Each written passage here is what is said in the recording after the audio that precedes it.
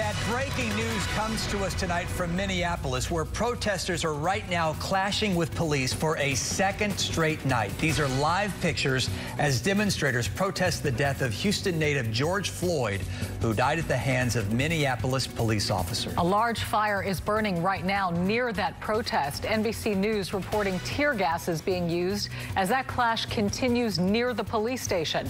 Tonight, Minnesota's governor has called in the National Guard. This as federal authorities today promised a thorough and swift investigation.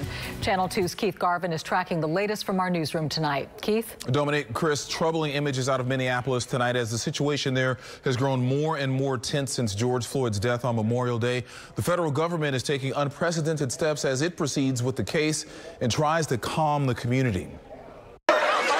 More rioting and violence in Minneapolis, St. Paul, as people take to the streets in the wake of George Floyd's death in the custody of four now former Minneapolis police officers. Another night of protest just hours after federal authorities pledged a swift and thorough probe. To be clear, the Department of Justice has made the investigation in this case a top priority. It was a rare and unusual step as prosecutors and FBI agents announced an in-progress federal investigation.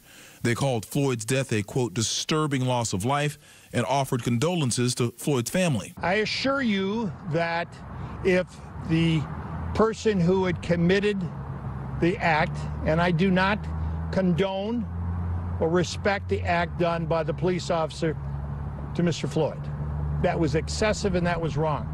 The question in my business is it criminal? That's what I have to prove. While pledging to move swiftly and thoroughly, investigators also say they need the help of citizens, more potential witnesses to compile potential evidence. We're asking everyone that was present before, during, and after the incident to come forward to help us build the best picture of what occurred. Investigators also pleaded for peaceful protests and patience from the community. Give me and give United States Attorney the time to do this right, and we will bring you justice. I promise.